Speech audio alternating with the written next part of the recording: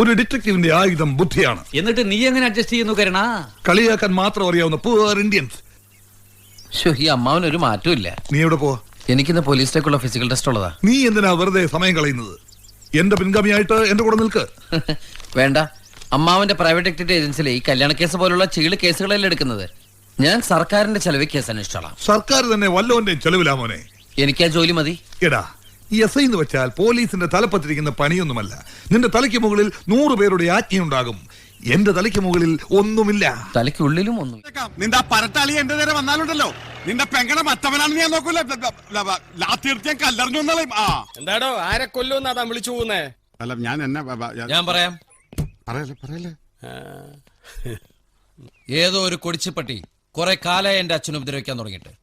ഇനി ആ കൊടിച്ചിപ്പട്ടിയെ കണ്ടാൽ തല്ലി കൊല്ലാന്ന് ഞങ്ങൾ പറയായിരുന്നു. കഴുത്തി ബെൽറ്റ് ഇട്ട പട്ടിയാണോ? അല്ല, അരയിൽ നല്ല വീതിയുള്ള ബെൽറ്റ് ഇട്ട പട്ടി. ഇത് എന്നെ ഉദ്ദേശാണ്, എന്നെ തന്നെ ഉദ്ദേശാണ്, എന്നെ മാത്രം ഉദ്ദേശാണ്. നമ്മള് തമ്മിൽ പ്രശ്നമൊന്നും വേണ്ട. നിങ്ങള് കുടുംബക്കാരല്ലേ? കുടുംബക്കാരൻ ഇതിന്റെ അകത്തേം കാലൂത്തില്ല.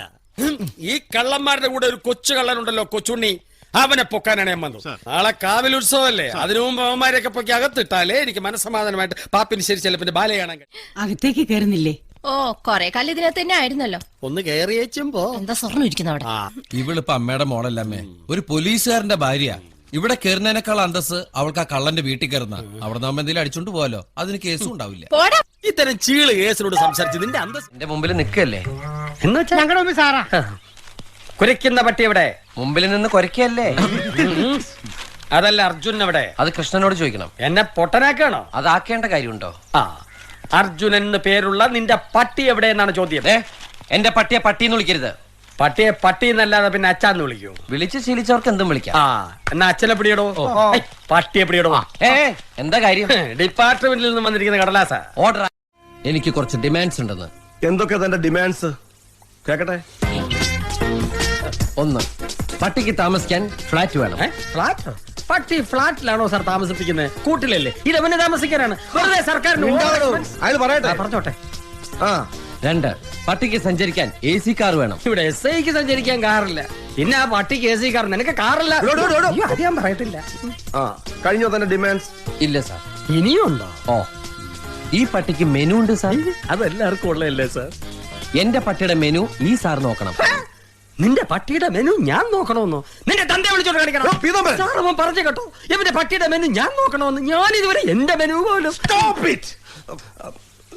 തന്റെ മെനു കാണട്ടെ. സാർ ഇത്രയ്ക്ക് ചീപ്പാണോ? ഇതാ സാർ, മുട്ട, ഹോർലിക്സ്, ചിക്കൻ, മിൽക്ക്, രാവിലെ. ഇതാണല്ലേ മെനു? അപ്പൊ ഞാൻ ഉദ്ദേശിച്ച സാധനമല്ല. ഹിന്ദിക്കാരിയാണല്ലേ? നമുക്ക് വശമില്ലാത്ത ഭാഷയായി പോയല്ലോ. വെറുതെ കുറെ മലയാളം വേസ്റ്റായി.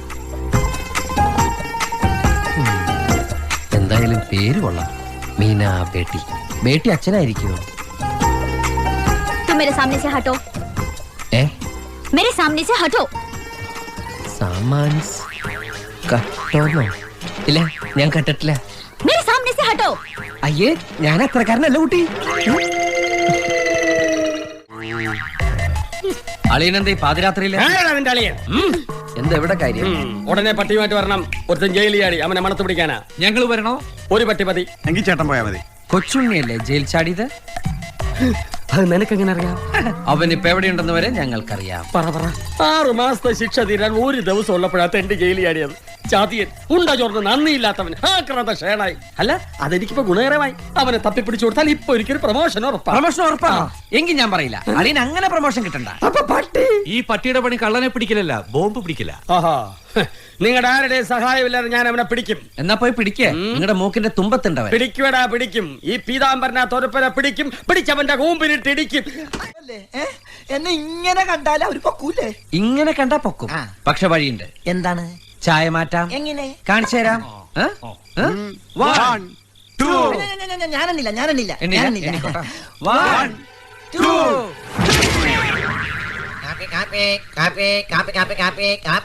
റെയിൽവേ സ്റ്റേഷനാണോ ഈശ്വര ഞാൻ കടന്നത്? ആരാ?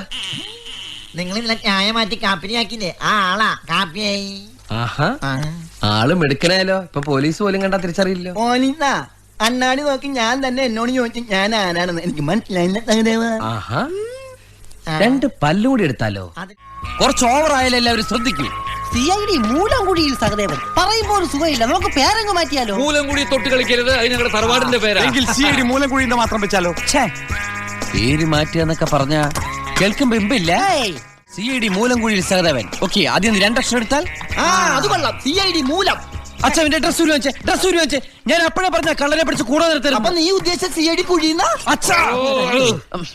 ഞാൻ ഉദ്ദേശിച്ച് മൂലംകുഴിയിൽ നിന്ന് മൂയും സഹദേവന്റെ സായി. CID സാമു. കിട്ടിയല്ലോ. ഇവിടെ ഇരി. അച്ഛാ, വിക്രമേട്ടാ, വർക്കിയേട്ടാ, ഞാൻ ഉദ്ദേശിച്ച എന്താ അറിയോ? മൂലംകുഴിയിൽ നിന്ന് മൂയും സഹദേവന്റെ സായും. മൂവൈഡി സാസാ. മൂസ. CID മൂസ.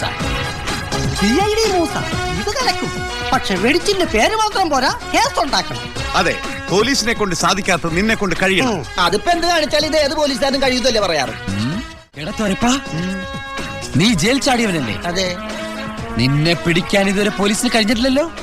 ഇല്ല.